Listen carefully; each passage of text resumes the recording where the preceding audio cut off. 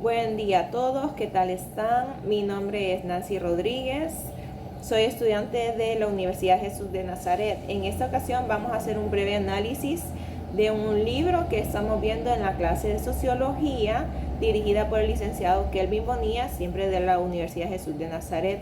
Ese libro es titulado Hegemonía o Supervivencia. El autor de este se llama Noam Abraham Chomsky. Él es nacido en Filadelfia, Estados Unidos, en el año de 1928. Él es un autor lingüista y filósofo estadounidense que en el año del 2003 él escribió esa obra titulada Hegemony or Survival, que en el año 2008 fue editada en Bogotá y lo publicaron ya en el idioma español, que es el que la versión que estamos viendo ahorita, Hegemonía o Supervivencia.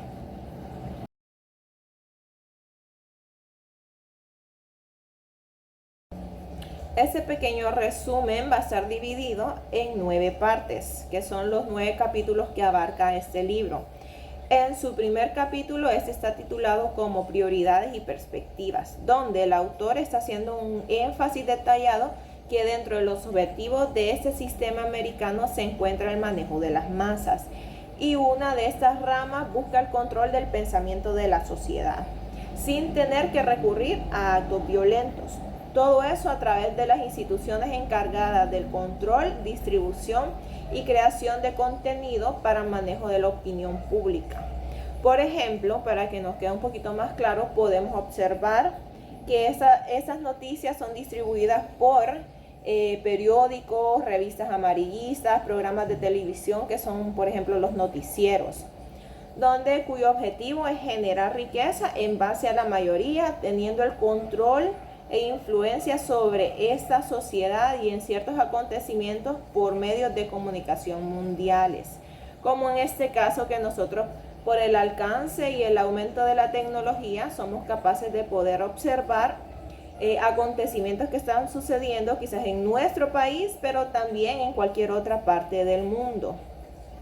Podemos observar las 10 estrategias de manipulación, también escritas por Noam Chomsky, cómo los países manipulan la mente de la sociedad. Según la secuencia del libro, el segundo capítulo de este se titula La Gran Estrategia Imperial, donde allí el autor cita al internacionalista Richard Falk, quien acertadamente concluye que la guerra de Irak no es otra cosa que un crimen contra la paz. Un poco más adelante, en otro capítulo, vamos a ver un poco más detallado acerca del tema. Ilustración: ataque de soldados estadounidenses en Irak. En el siguiente capítulo, ese está titulado como la nueva era de la ilustración. Dice que aquí se demuestra que la preocupación de la élite en el bombardeo de Kosovo era lo único que se podía creer, es decir, que lo que importaba era afirmar que Estados Unidos tenía una posición dominante ante Europa y así afianzar la primicia de que Estados Unidos era más poderosa que este en ese momento. En ese siguiente capítulo, que es el número 4, está titulado como Tiempos Peligrosos.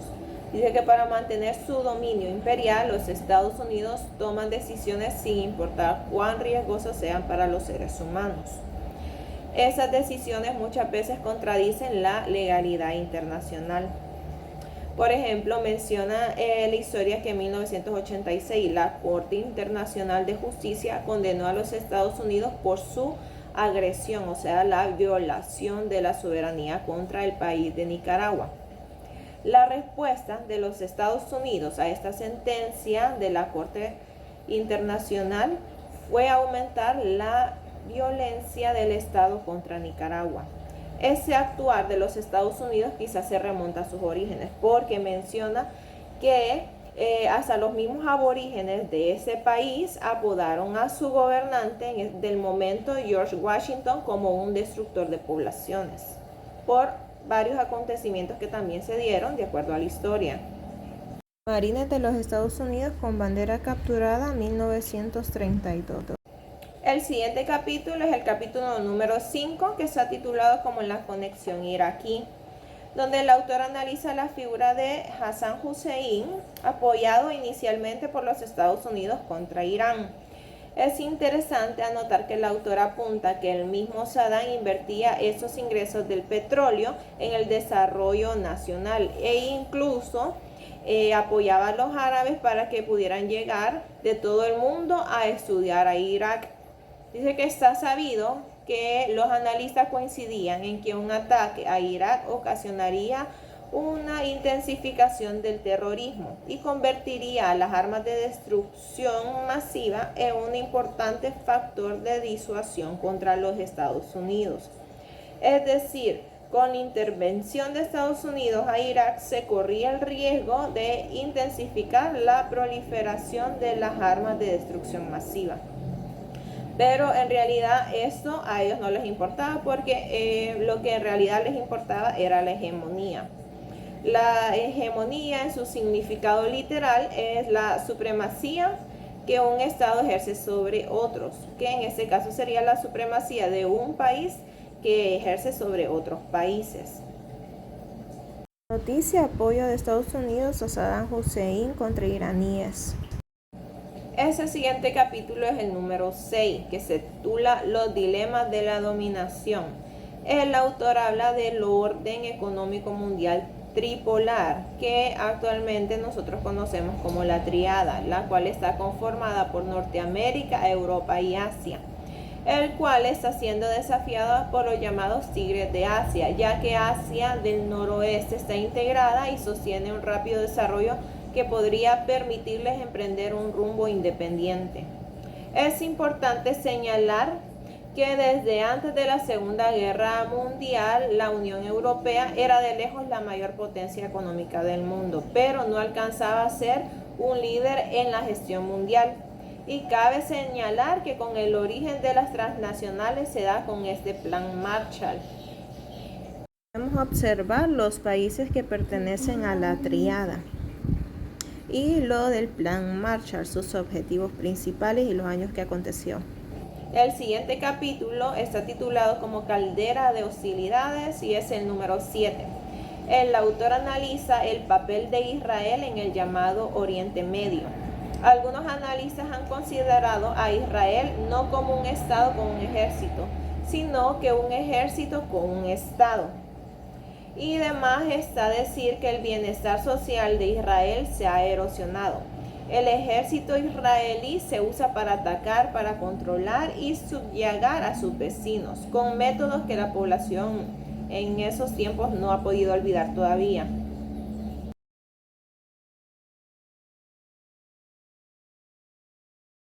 En ese siguiente capítulo, que es el número 8, está titulado como Terrorismo y Justicia, algunas verdades útiles, donde el autor analiza la definición de la palabra terrorismo.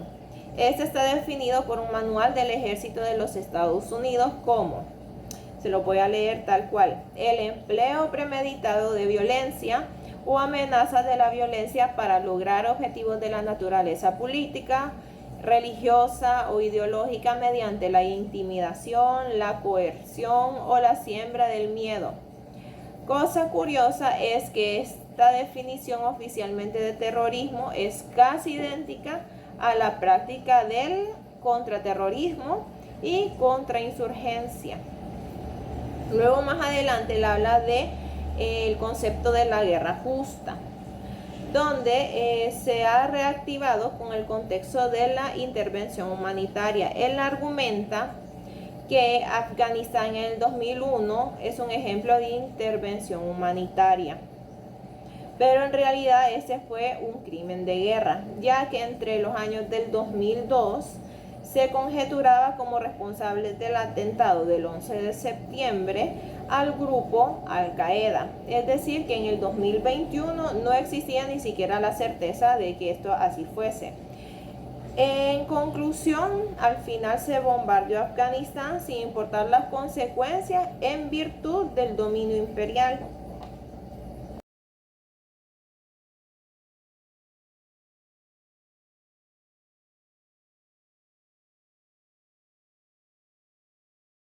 Ya este siguiente capítulo es el número 9 y es el último, donde está titulado Una pesadilla pasajera, Entonces el autor señala que el programa de defensa de antimisiles balísticos es el caballo de Troya para armar el espacio exterior, es decir, que este programa de defensa es una herramienta de dominio mundial. La debilidad de esta estrella de la muerte, como así también se le puede llamar, es que necesita de los satélites para funcionar y estos son todavía fácilmente vulnerables. Otra de las amenazas de la humanidad son las armas biológicas. El autor cita la Convención de Armas Biológicas y Tóxicas de 1972, donde Bush II se retiró de la negociación para establecer procedimientos de verificación de esta convención, con el fin de proteger a las compañías farmacéuticas y biotecnológicas estadounidenses. Otra de las víctimas de Bush II lo ha sido el Tratado de No Proliferación de Armas Nucleares, que esta fue en 1970, el cual obliga a las partes a negociar de buena fe las medidas para detener la carrera armamentista nuclear. Nada más y nada menos. A pesar de todo ese ambiente desolador y desalentador, Chomsky finaliza con estas palabras textualmente: lo que importa es que logremos despertarnos de la pesadilla antes de que lo consuma todo y podamos traer un poco de paz, justicia y esperanza a un mundo que está ahora mismo al alcance de nuestras posibilidades y de nuestra voluntad.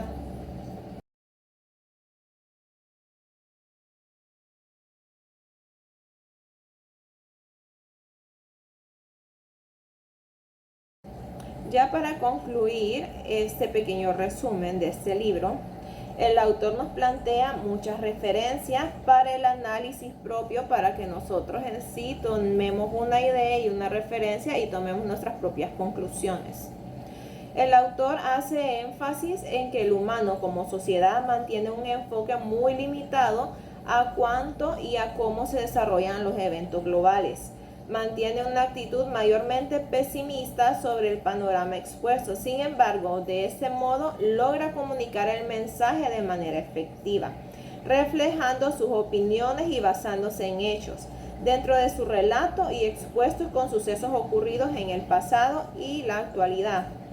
Nos muestra las diferentes implicaciones que el gobierno de Estados Unidos ha tenido al pasar de los años en el mundo. Entonces, ya concluyendo con todo esto, con el análisis de cada capítulo de este libro, entonces ya solo queda nosotros tomar nuestras propias opiniones, nuestras propias conclusiones de acuerdo a lo expuesto en este video.